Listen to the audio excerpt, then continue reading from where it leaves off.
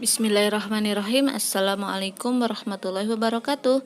Apa kabar soleh-solehah? Semoga kalian di rumah semuanya dalam keadaan sehat walafiat. Amin. Baik, untuk pembelajaran hari ini kita akan belajar tema 4 berbagai pekerjaan, subtema 3 pekerjaan orang tuaku, pembelajaran 1 dan 2. Pembelajaran 1 halaman 95. Tahukah kamu seorang pendongeng? Pendongeng adalah orang yang menyampaikan dongeng kepada orang lain. Mendongeng adalah pekerjaan orang tua Sani, temanku. Apa pekerjaan orang tuamu? Dongeng adalah cerita yang tidak benar-benar terjadi. Di dalam dongeng terdapat unsur-unsur cerita, antara lain ada tokoh, alur atau jalan cerita, dan pesan moral atau amanat. Umumnya, dongeng diceritakan secara lisan, secara turun-temurun, untuk mewarisi pesan moral yang terkandung di dalamnya. Pesan moral dapat diketahui dari kejadian-kejadian yang terdapat di dalam dongeng. Kita juga dapat menilai apakah pesan moral tersebut dapat diterapkan dan diteladani dalam kehidupan sehari-hari.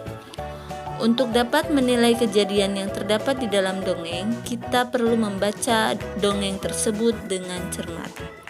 Mendengarkan dongeng sangat menyenangkan. Indonesia kaya akan dongeng. Banyak di antaranya yang didongengkan. Adakah pendongeng di sekitarmu? Berikut kita akan membaca dongeng tentang tupai dan ikan gabus. Dahulu kala, hiduplah sepasang sahabat di daerah Kalimantan Barat. Mereka adalah seekor tupai dan seekor ikan gabus. Setiap hari mereka melakukan kegiatan bersama, mencari makan, bermain, bahkan mengunjungi tempat-tempat baru selalu dilakukan bersama. Suatu hari, tupai tidak melihat gabus sahabatnya. Ia mencarinya ke tempat biasa gabus tinggal. Saat bertemu, tupai sangat kaget. Gabus terlihat lesu, ternyata ia sedang sakit. Tupai sangat sedih. Ia menawarkan makanan untuk sahabatnya, namun gabus tidak berselera makan. Gabus hanya menginginkan satu jenis makanan yang diyakininya dapat menyembuhkan penyakitnya. Tupai berjanji akan mencari demi sahabatnya. Setelah gabus mengatakan makanan yang dapat menyembuhkan penyakitnya, tupai sangat kaget. Ia harus mencari hati ikan hiu. Ikan hiu sangat ganas. Tidak terpikir olehnya ia bisa mendapatkannya. Namun tupai bertekad untuk mendapatkannya. Ia ingin sahabatnya sembuh. Tupai kemudian melompat dari satu pohon kelapa ke pohon kelapa lainnya yang dekat dengan tepi pantai. Saat menemukannya, ia melubangi satu kelapa dan membiarkan airnya habis. Kemudian sang tupai masuk ke dalam kelapa. Angin kencang membuat kelapa jatuh ke pantai dan ikan hiu memakannya. Di dalam perut ikan, tupai kemudian keluar dari kelapa dan menggigit hati ikan hiu. Ikan tersebut mencoba bertahan sampai kehabisan tenaga. Ombak besar membawa ikan hiu ke tepi pantai. Saat itulah tupai keluar dari mulut ikan hiu dan membawa hati ikan kepada sahabatnya. Sampai di tempat ikan gabus, tupai kemudian memberikan hati ikan hiu untuk dimakannya. Beberapa hari kemudian, tupai melihat sahabatnya segar kembali. Betapa senangnya tupai melihat ikan gabus sehat seperti sedia kala. Berdasarkan cerita tersebut, temukan unsur-unsur cerita yang ada. Nah, ibu akan membantu untuk menjawabnya. Judulnya Tupai dan Ikan Gabus. Tokohnya ada tupai, ikan gabus, dan ikan hiu. Sifat tokoh: tupai setia kawan, ikan gabus jujur, ikan hiu ganas. Tempatnya berada di daerah Kalimantan Barat. Awal cerita: ikan gabus sakit dan butuh obat. Akhir ceritanya, ikan gabus sehat setelah makan hati ikan hiu. Pesan moral yang disampaikan dalam cerita tersebut adalah kita harus saling tolong-menolong. Tahukah kamu, dalam bercerita, pendongeng sering menggunakan wayang yang terbuat dari kayu. Wayang tersebut dibuat oleh pengrajin kayu. Ayo kita cari tahu lebih lanjut tentang pekerjaan pengrajin kayu. Dayu mempunyai teman yang bernama Beni. Pekerjaan ayah adalah pengrajin kayu. Mau tahu apa saja yang dilakukannya? Nah, silakan kalian baca teks berikut di dalam hati ya, tidak boleh bersuara.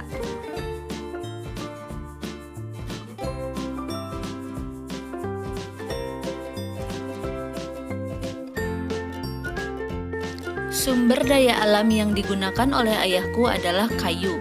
Dari manakah kayu berasal? Apakah kayu tersebut dapat diperbarui? Berikut adalah proses pengolahan kayu menjadi meja dan kursi.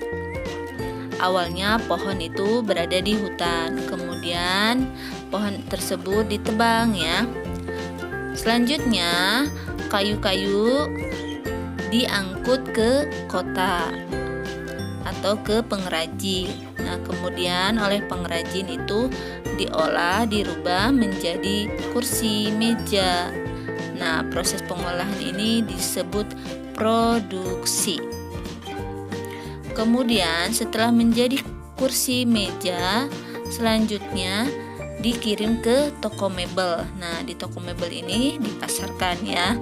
Ini namanya distribusi. Kemudian setelah dari toko, pembeli datang.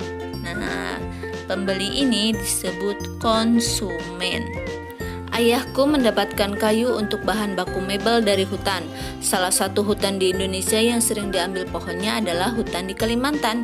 Dahulu hutan Kalimantan sangat lebat dan merupakan paru-paru dunia atau penghasil oksigen. Akan tetapi, kini pohon-pohonnya semakin berkurang, seringkali karena kebakaran hutan. Perhatikan penampakan hutan di Kalimantan di gambar berikut dari tahun 1950 sampai 2020. Warna hijau menunjukkan adanya pohon dan warna putih menunjukkan hutan yang gundul. Dulu pada tahun 1950, hampir seluruh wilayah Kalimantan itu tertutupi oleh hutan. Tapi sekarang di tahun 2020 hutan semakin berkurang ya.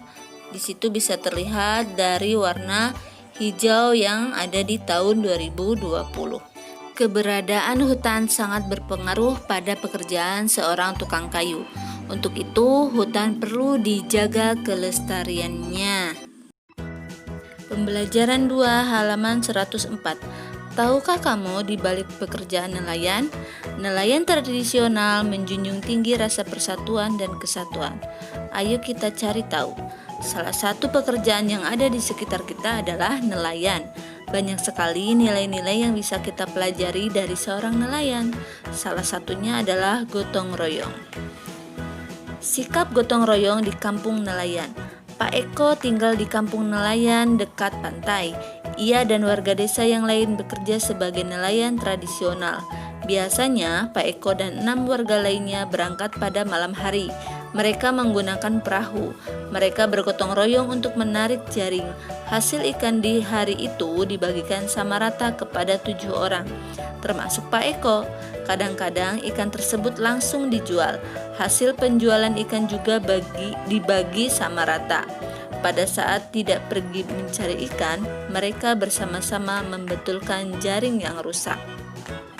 Nah, silahkan pertanyaan berikut ini kalian diskusikan bersama orang tua atau saudara kalian di rumah. Sila ketiga Pancasila adalah Persatuan Indonesia. Nah, berikut makna dari Sila Persatuan Indonesia. Arti satu yang dimaksud adalah utuh dan tidak terpecah belah. Bersatu adalah salah satu cara agar negara kita menjadi bangsa yang kuat, walaupun memiliki latar belakang, suku, budaya, ras, dan agama yang berbeda. Kita tetap harus bersatu untuk meraih cita-cita negara. Berikut adalah simbol sila ketiga Pancasila, yaitu pohon beringin. Nah, jelaskan arti simbol tersebut.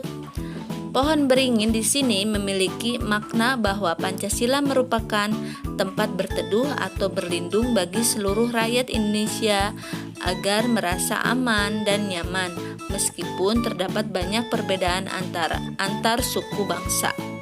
Bagaimana hubungan makna sila ketiga dengan simbolnya? Sulur dan akar pada gambar pohon beringin tersebut adalah lambang dari keberagaman suku bangsa di Indonesia. Dengan kata lain, arti simbol Pancasila sila ketiga adalah keanekaragaman suku bangsa di Indonesia yang bersatu dan berlindung di bawah Pancasila. Sila ketiga Pancasila mempunyai makna antara lain Negara Kesatuan Republik Indonesia, cintai damai dan persatuan, dan tidak mementingkan kepentingan diri sendiri. Sekian untuk materi kali ini, semoga bisa dipahami. Tetap jaga kesehatan ya, soleh-solehah. Terima kasih. Wassalamualaikum warahmatullahi wabarakatuh.